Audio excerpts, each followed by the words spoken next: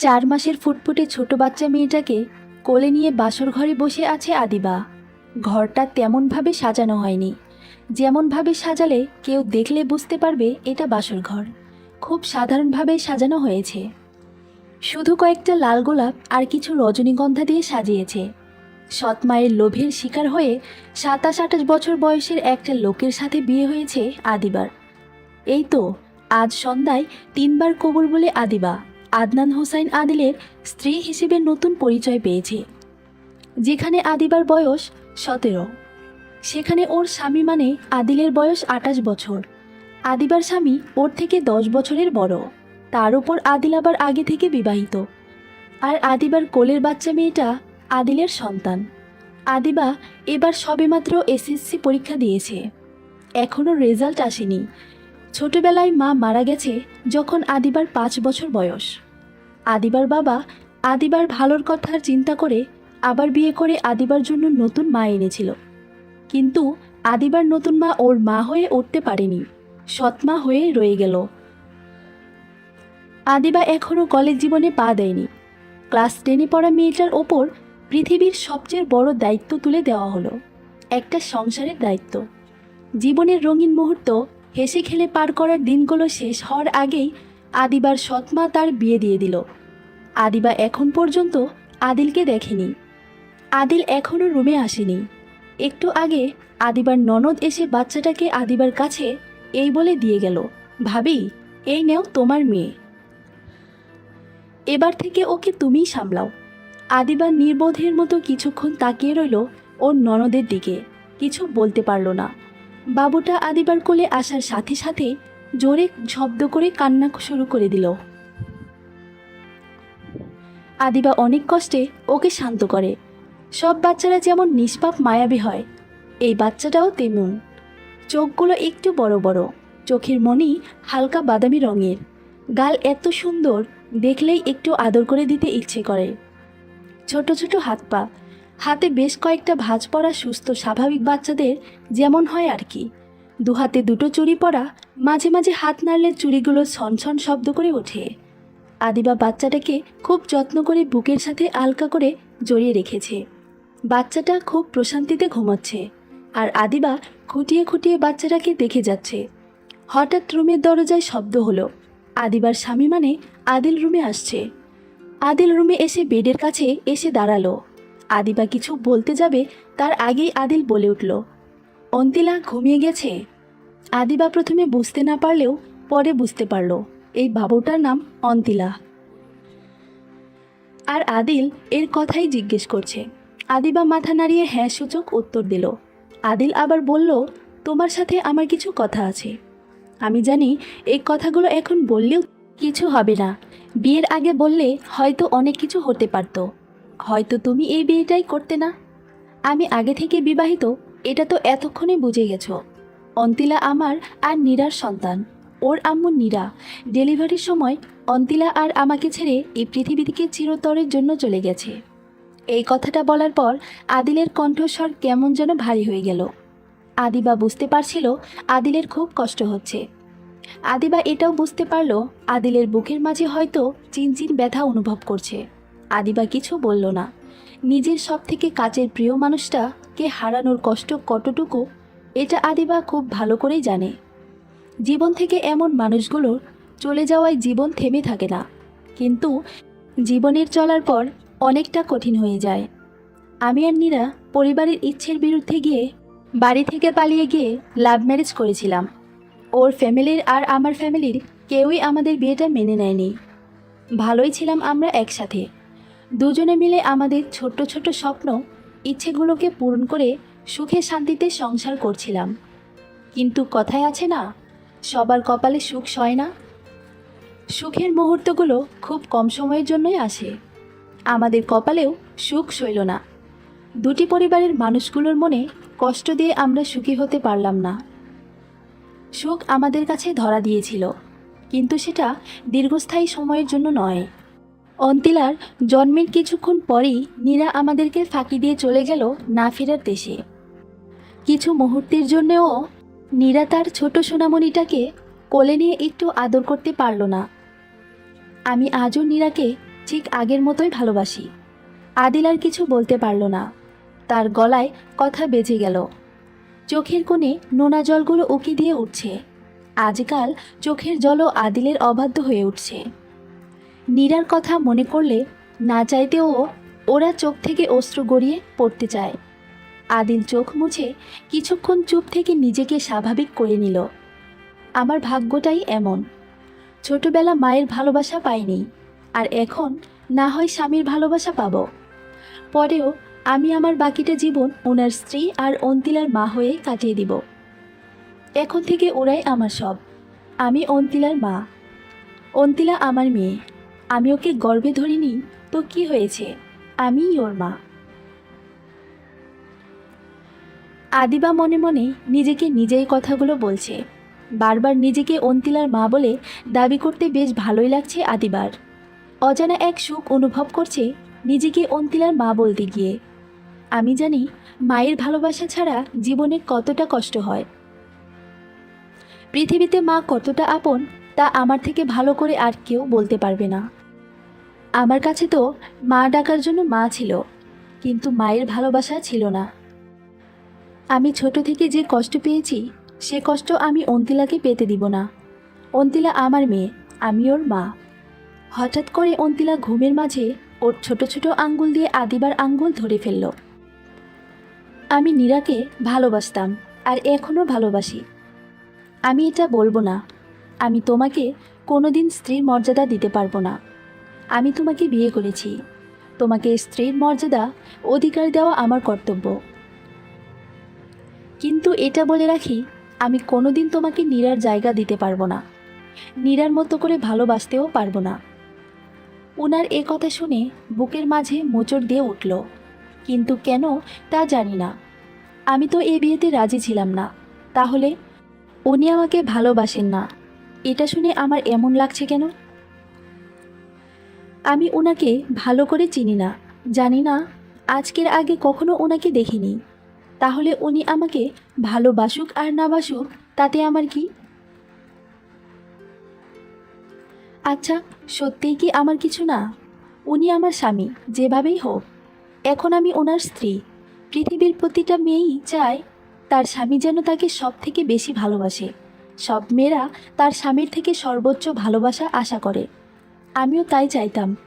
ভাবতাম আল্লাহ আমাকে মায়ের ভালোবাসা থেকে বঞ্চিত করেছে, তাই মনে হয় স্বামীর ভালোবাসা দ্বিগুণ করে দিয়ে আমার সব না পাওয়াগুলো মিটিয়ে দিবে।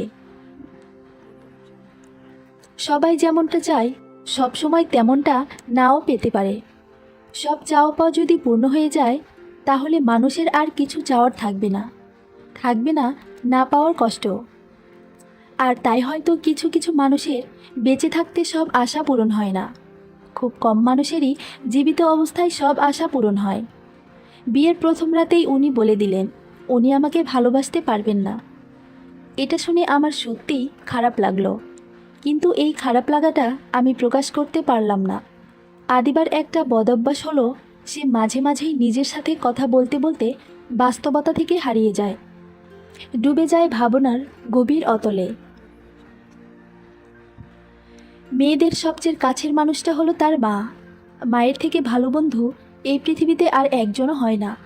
সব ধরনের সুখ দুঃখ হাসি কান্না মাখা মুহূর্তগুলো মায়ের সাথে ভাগ করা যায়, যা আর অন্য কারোর সাথে ভাগ করা যায় না।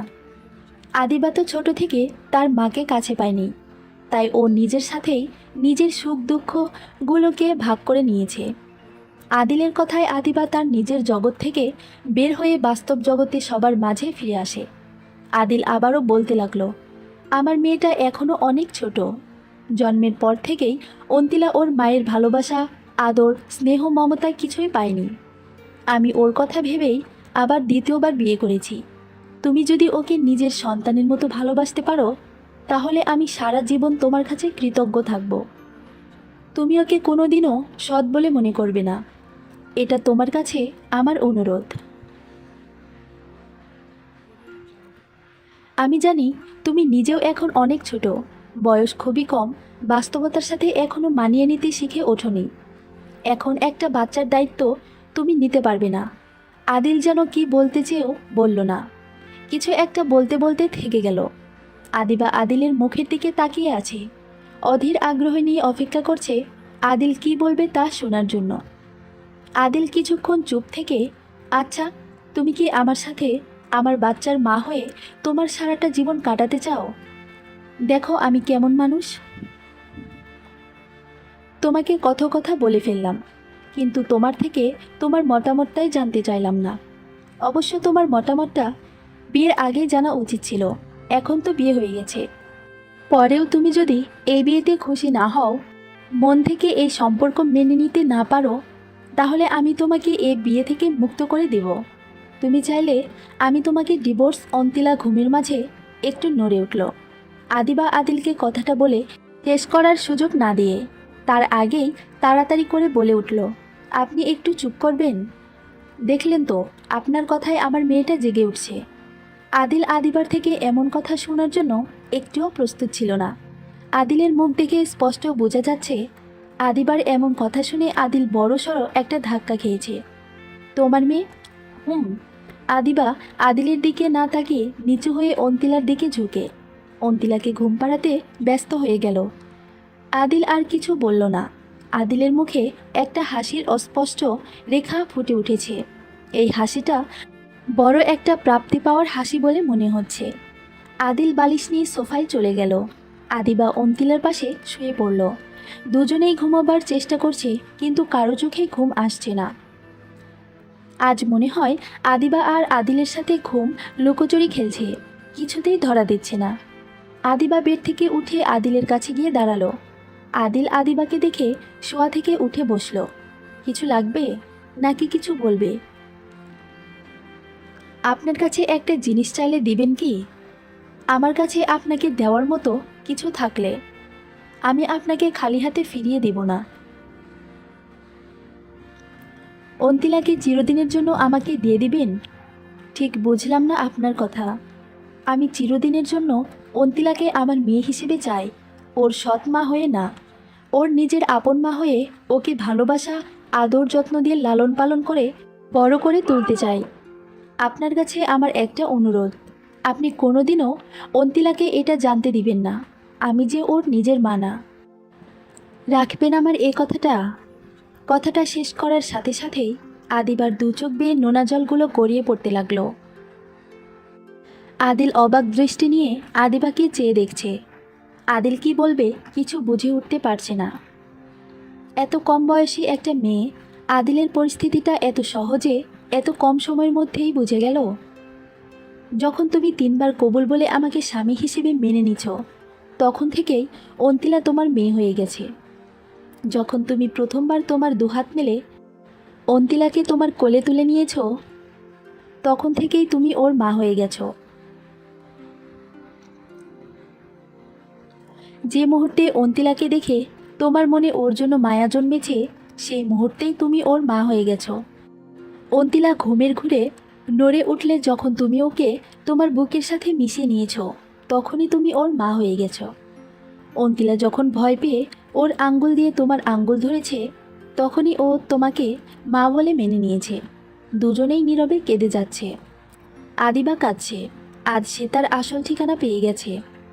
আর আদিল কাঁদছে, সে তার মেয়ের জন্য এমন একজনকেই খুঁজে পেয়েছে যে কোনোদিন তার মেয়েকে মায়ের অভাব বুঝতে দিবে। 8 মাস পর আদিবার মা আদিবাদের বাসায় আসছে। আজ 2 দিন হলো। আদিবা তার সৎমাকে নিজের মায়ের জায়গায় বসিয়েছিল, কিন্তু তার মতো তাকে নিজের মেয়ের জায়গা দিতে পারেনি। আদিবার মায়ের সাথে তার ছোট ভাইও আসছে। আদিবার ছোট ভাইয়ের নাম আরিফ, এবার 7-এ পড়ে। আদিবার মা তাকে সৎ মেয়ে ভাবলেও আদিবার ভাই একদম আদিবাকে সৎ বোন ভাবে না। নিজের মায়ের পেটের বোনের মতোই আদিবাকে ভালোবাসে। আদিবা কিচেনে অন্তিলার জন্য দুধ গরম করছিল। অন্তিলা দোলনায় শুয়ে আছে, আদিল অফিসে, আর আদিবার মা রুমে।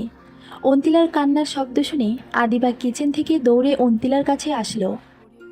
অন্তিলাকে কোলে নিয়ে, কি হলো আমার মামনিটার? পচা মেয়েদের মতো এত কান্না করছে কেন? কাঁদে না বাবা, এই তো তোমার জন্য দুধ নিয়ে আসছি। চুপটি করে লক্ষ্মী মেয়ের মতো দুধটুকু খেয়ে ঘুমিয়ে যাও তো।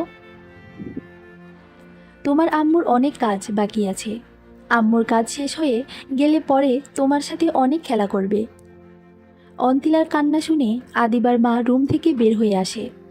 আদিবার মা আদিবার কাছে এসে দেখে আদিবা অন্তিলাকে ফিটারে দুধ খাওয়াচ্ছে।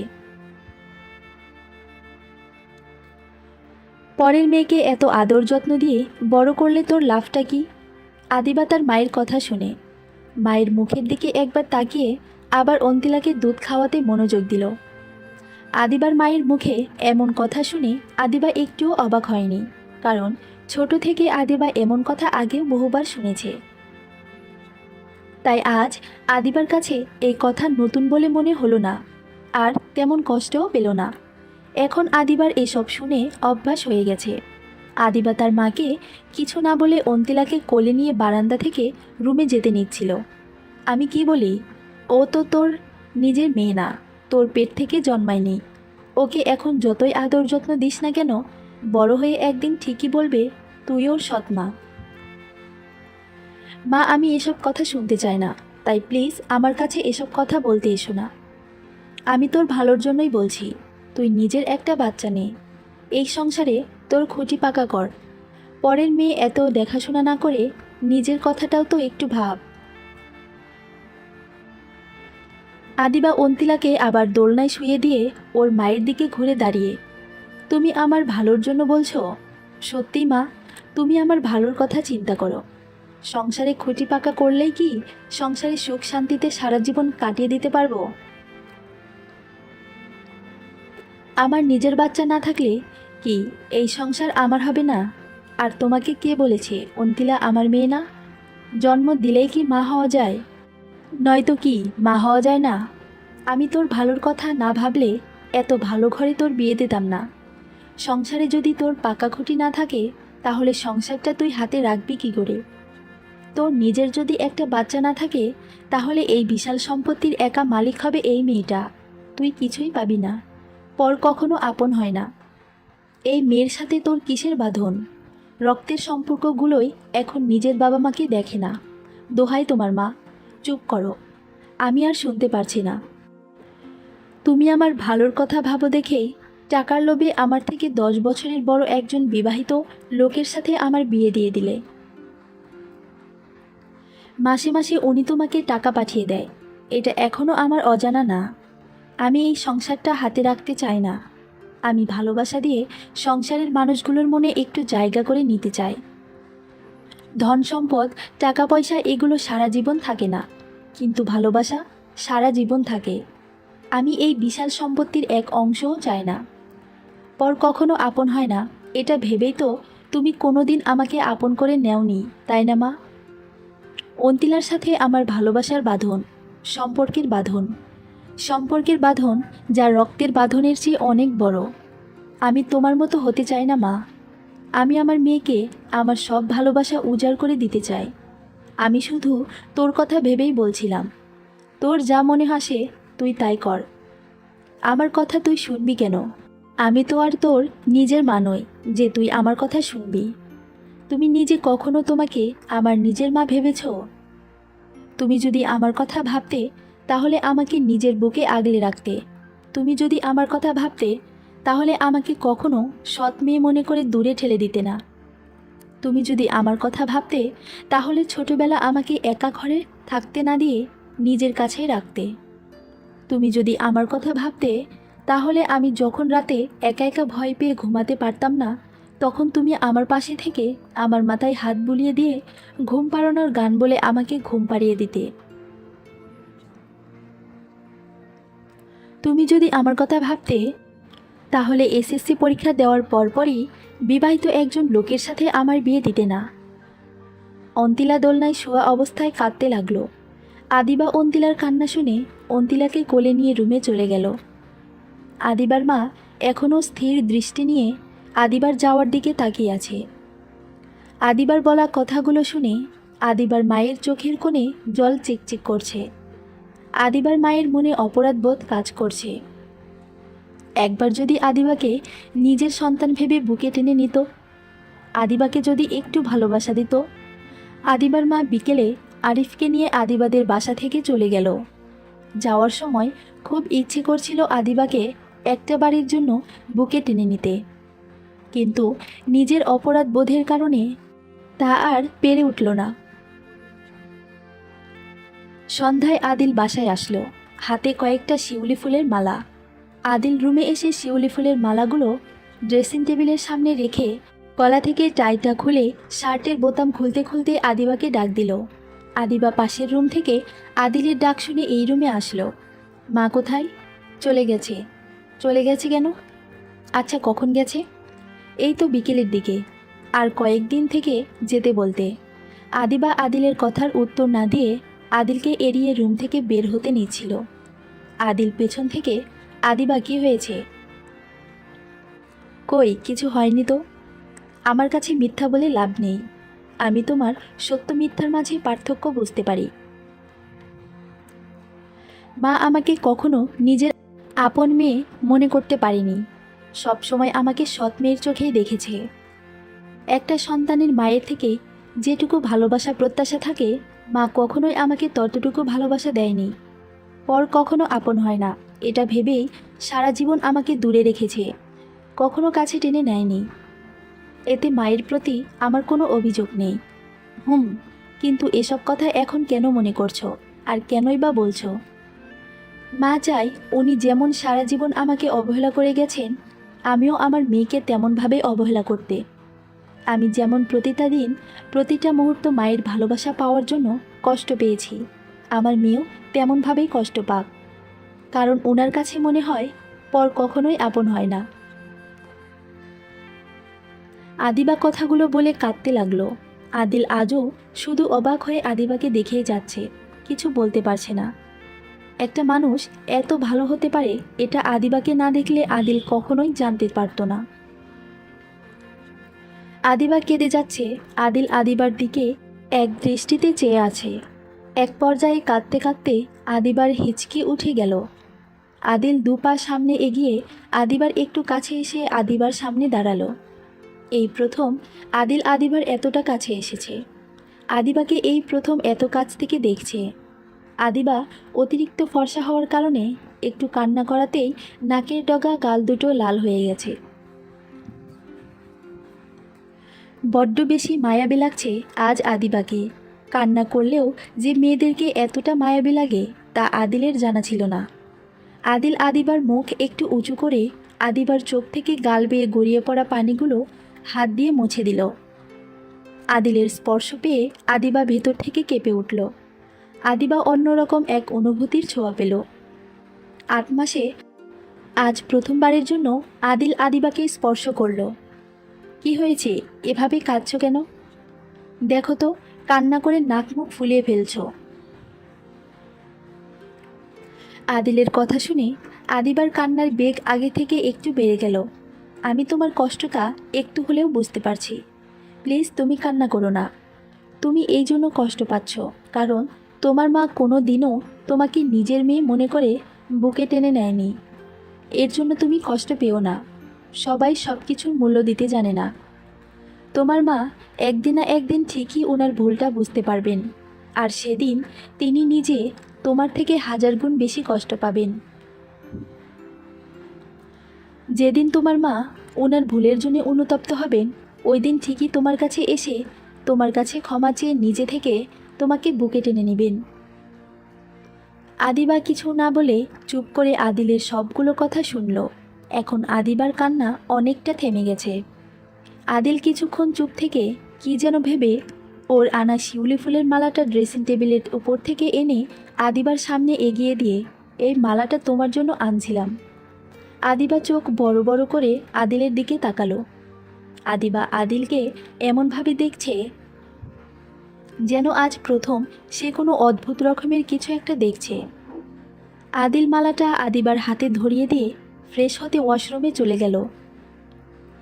আদিবা মালাটা হাতে নিয়ে এখনও ঠিক ওভাবেই দাঁড়িয়ে আছে। আদিল ওয়াশরুম থেকে বের হয়ে এসে আদিবাকে এমনভাবে দেখে একটু জোরেই বলল, খুব খিদে পেয়েছে, খাবার দিবে নাকি? এটা বলে আদিল রুম থেকে বের হয়ে গেল। আদিবার যেন এসব কিছুই বিশ্বাস হচ্ছে না। আদিল নিজের হাতে আদিবাকে শিউলি ফুলের মালাটা দিল। এটা আদিবা ভাবতেই পারছে না। আদিল এখন অফিস থেকে ফেরার সময় মাঝে মাঝেই শিউলি ফুলের মালা নিয়ে আসে। এতদিনে আদিল এটা জানতে পারছে শিউলি ফুল আদিবার পছন্দের ফুল। আদিল মালা নিয়ে আসে ঠিকই, কিন্তু কোনোদিন আদিবার হাতে দেয়নি। মালাটা এনে টেবিলের উপরে নয়তো এখানে সেখানে রেখে দেয়। আদিবাকে এটাও বলে না যে তোমার জন্য এনেছি। থাক, এ নিয়ে আদিবার কোনো অভিযোগ নেই। আদিল যে মালাগুলো আদিবার জন্য আনে এটা আদিবা জানে। আদিল আদিবার পছন্দের ফুল আদিবার জন্য আনে, এটাই আদিবার কাছে অনেক। আদিলের আদিবার জন্য মালা আনার পিছনেও একটা কারণ আছে। একদিন, আচ্ছা আমি কি সারা জীবন অন্তিলার মা হয়ে থেকে যাব? কখনো আপনার স্ত্রী হয়ে উঠতে পারবো না? তুমি তো আমার স্ত্রী। সেটা তো শুধু মুখে মুখে, আর সমাজের মানুষগুলোর সামনে। আপনি তো মন থেকে কখনো আমাকে আপনার স্ত্রী হিসেবে মেনে নেননি। হঠাৎ করে এসব বলছো কেন? আমি তো মন থেকে অন্তিলাকে আমার মেয়ে আর আপনাকে স্বামী হিসেবে মেনে নিয়েছি। তাহলে আপনি কেন পারছেন না আমাদের এই সম্পর্কটাকে মন থেকে স্বীকার করতে? আমি তো আপনার কাছে বেশি কিছু চাই না, শুধু একটু ভালোবাসা চাই। যে ভালোবাসা প্রত্যেকটা স্ত্রী তার স্বামীর থেকে চেয়ে থাকে।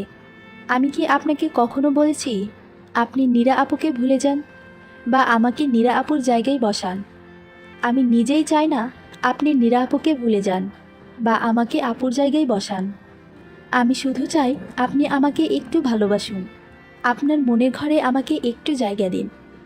প্রথম ভালোবাসা কখনো ভোলা যায় না, এটা আমি আমার বাবার থেকে জেনেছি। বাবা এখনও মাঝে মাঝে মায়ের কথা মনে করে আড়ালে চোখের পানি ফেলে। আপনি নীরা আপুকে যতটা ভালোবাসেন আমাকে ততটা ভালোবাসতে হবে না। সবসময়ই আমার চাওয়া খুব কম, তাই আপনি আমাকে খুব কম ভালোবাসাই দিন। আমি অন্তিলার মা হবার পাশাপাশি আপনার স্ত্রীও হয়ে উঠতে চাই। এরপর থেকেই আদিল একটু একটু করে আদিবার সব কিছুতেই খেয়াল রাখতে শুরু করে। প্রায় অনেক মাস পর স্বামী আর মেয়েকে নিয়ে আদিবার দিনগুলো খুব সুখেই কাটছে। অন্তিলা আদিবাকে মা বলে ডাকতে পারে। আদিবাকে অনেকবার মা বলে ডেকেছে, কিন্তু আদিলকে এখনও বাবা বলে ডাকেনি। এর জন্য আদিলের মা মেয়ে দুজনের ওপরেই অভিমান। অন্তিলা নাকি বাবার থেকে মাকে বেশি ভালোবাসে। আজ সকাল থেকে অন্তিলার জ্বর। বিকেল হয়ে এখন সন্ধ্যা হবে, এখনও অন্তিলার জ্বর কমছে না। আদিবা খুব ভয় পাচ্ছে। হঠাৎ করে এমন জ্বর হলো কেন? আদিল অফিসে। আদিবা আদিলকে ফোন দিল। হ্যালো, কোথায় তুমি? এই তো বাসায় আসার জন্য অফিস থেকে বের হচ্ছি, একটু তাড়াতাড়ি আসো। অন্তিলার খুব জ্বর, আমার অনেক ভয় করছে। আচ্ছা আমি আসছি। আদিল বাসায় এসে দেখে আদিবা অন্তিলার মাথায় জলপট্টি করে দিচ্ছে। কখন থেকে জ্বর আসছে? তুমি বাসা থেকে বের হওয়ার একটু পর থেকেই। কি হলো আমার মেয়েটার? একটু দেখো না প্লিজ। ওর কিছু হলে আমি বাঁচব না। পাগলামি করো না, কিছু হবে না ওর। একটু জ্বর আসছে, ডক্টর দেখালেই ঠিক হয়ে যাবে। একটু জ্বর আসছে, গা পুড়ে যাচ্ছে জ্বরে, আর তুমি বলছো একটু জ্বর আসছে? গায়ে হাত দেওয়া যাচ্ছে না, তুমি বলছো কিছু হবে না। আচ্ছা বাবা, আমার ভুল হয়েছে। তুমি এখন একটু শান্ত হও, আমি ডক্টরকে কল করছি। আদিল ডক্টরকে ফোন দিলে ডক্টর এসে অন্তিলাকে দেখে কিছু মেডিসিন দিয়ে যায়, আর রাতের মধ্যেই অন্তিলার জ্বর সেরে যায়। 5 বছর পর আজ অন্তিলার জন্মদিন। 4 বছর পার করে আজ 5 বছরে পা দিল অন্তিলা। বাসায় ছোট করে একটা পার্টি রাখা হয়েছিল। অন্তিলার সব ফ্রেন্ডরা আসছে। এখন পার্টি শেষ। অন্তিলা ওর ফ্রেন্ডদের বিদায় দিয়ে আদিবা আর আদিলের কাছে আসলো।